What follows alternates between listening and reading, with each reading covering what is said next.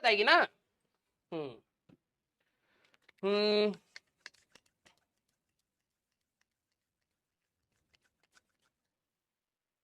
Hello, कहाँ गए call? उठाओ बेटा कॉल। सर वाई कोऑर्डिनेट में माइनस कैसे, कौन सा क्वाड्रेंट आ रहा है बेटा? अरे हमारे पास फोर्थ क्वाड्रेंट आ रहा है ना, तो फोर्थ क्वाड्रेंट में तो वाई नेगेटिव ही होता है। लाइन कट क्यों नहीं हुआ? अरे जनरल डायग्राम बनाया है, जनरल। वो कैलकुलेशन बता रही है कि भाई उसको कट करके आगे जा चुका है। हेलो बेटा, अभी आवाज आ रही है? इतना टाइम कैसे ले लिया? एक बार क्या, रुको रुको 1 मिनट रुको। आ रही है? हेलो बेटा, आवाज आ रही है बेटा? हाँ, इतना टाइम कैसे ले लिया फोन उठाने में? नहीं सर, वो एक्चुअली मतलब ऑप्शन नहीं आता था तो हाँ बताओ भाई, क्या दिक्कत आ रही है? बेटा जिनको जाना है जा सकते हो। मैंने शुरू किया तो नॉर्मल जोश के स्टार्ट स्टार्ट किया था, बिकॉज मेरे को पता था कि जोश बाद में लो हो सकता है, ठीक है। होएगा ही होएगा। तो मैंने स्टार्ट कर दिया एंड सब कुछ सही चल रहा था, बट फिर धीरे धीरे क्या हुआ ना कि मतलब लाइफ में डिस्ट्रैक्शंस आने लगे एंड कुछ बैड हैबिट्स जैसे लेट उठना ये सब, या फिर लेट नाइट तक जागना, वो सब आ गई है। तो ये इसकी बैड वजह से हैबिट्स थोड़ा नहीं है, पता नहीं आपको किसने दिमाग में डाल दिया है कि ये सारी चीजें बैड हैबिट्स हैं। डोंट, मैंने वही बोला, देखो यार, ये रास्ता ना आपका कॉम्प्लेक्स नहीं है। अगर आपको किसी ने बोला है कि ये बैड हैबिट है कि अगर आप लेट उठ रहे हो, नहीं ऐसा नहीं। अगर आप लेट नाइट तक पड़े हो, ध्यान सुनना मेरी बात को, अगर आप लेट नाइट तक पड़े हो, ठीक है, आपने अपना टाइम वेस्ट नहीं किया है, आपने यूटिलाइज करा है, तो ऑब्वियस सी बात है कि आपकी बॉडी थकेगी। और जब बॉडी थकेगी यू नीड रेस्ट, अदरवाइज आपकी एफिशिएंसी हर दिन कम होती चली जाएगी। आप 6 घंटा बैठ के पढ़ रहे हो लेकिन दिमाग शांत नहीं रहेगा। This is not a bad habit. First of all, don't over sir pressurize yourself with all these things, okay? हाँ। सर मतलब लाइक नॉट इवन 1.1.5 1.5 आवर का भी फोकस मेंटेन नहीं हो पा रहा, बीच बीच में डिस्ट्रैक्ट हो जाता हूँ एंड एक बात बोलूंगा जाने से पहले, ध्यान से सुनना बेटा। अभी हाँ सर।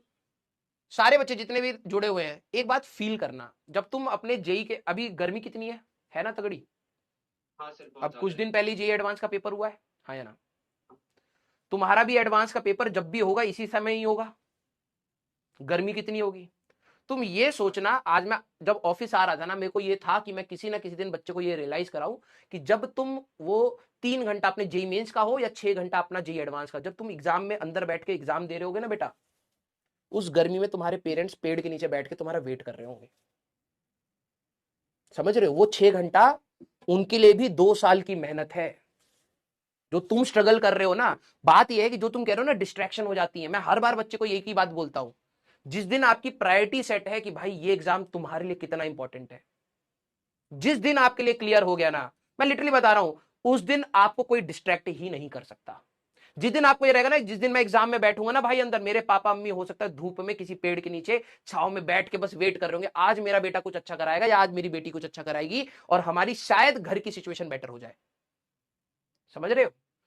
जिस दिन आपको ये फील हो गया कि वो 3 घंटा जब पापा धूप में बैठ के मेरा वेट कर रहे होंगे और मैं एग्जाम के बाहर आऊंगा ना, तो वो वर्थ इट होना चाहिए। ये फील करनी है हमें कि जब आप मेहनत कर रहे हो ना बेटा, तो आपके पेरेंट्स भी दिन रात सोच के कुछ मेहनत कर रहे हैं आपके लिए। और जब आपके पास मौका होता है ना, एक बार प्रैक्टिकलिटी के साथ सोच लेना कि राइट नाउ मेरे लिए मोबाइल चलाना ज्यादा इंपॉर्टेंट है, अपने दोस्त से बात करना ज्यादा इंपॉर्टेंट है, या फिर मैं अपनी फैमिली की प्रॉब्लम्स के लिए खड़ा हूं, वो ज्यादा इंपॉर्टेंट है।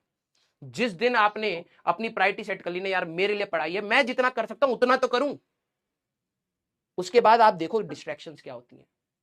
और ये चीज ही टफ है जब आप अपने आप को बार बार मना रहे हो कि मेरे लिए भाई ये इंपॉर्टेंट नहीं है।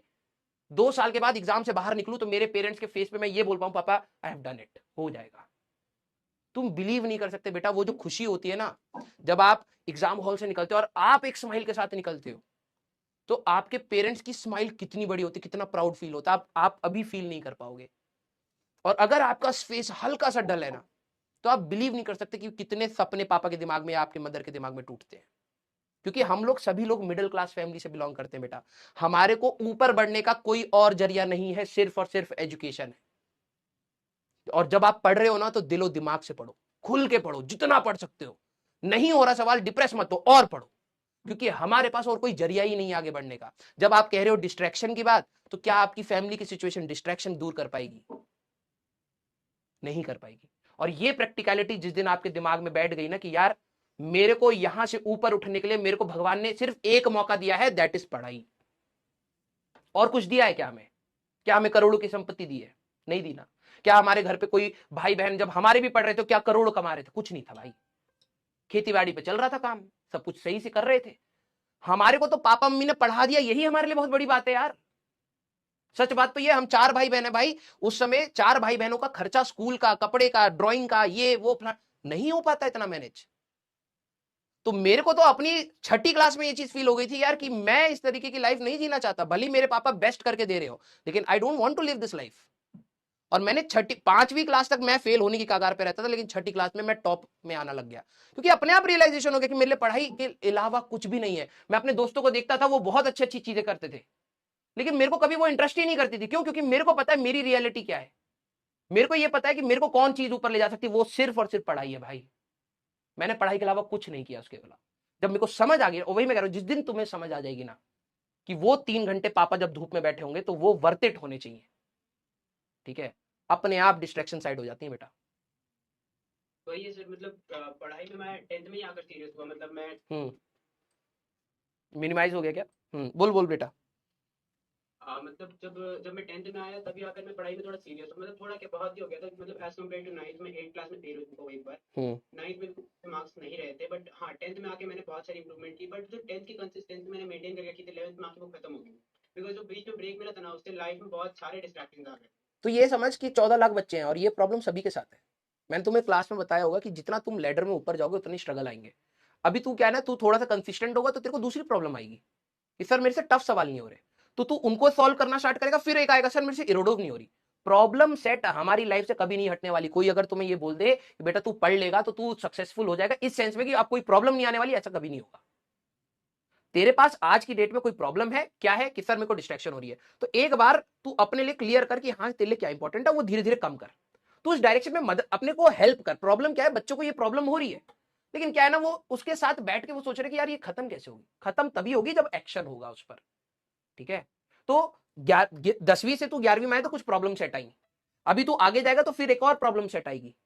हर प्रॉब्लम को हेड ऑन डील करेंगे, उसका सोल्यूशन निकालेंगे और चुपचाप पढ़ाई करेंगे, दैट्स इट। क्लियर है? ठीक है।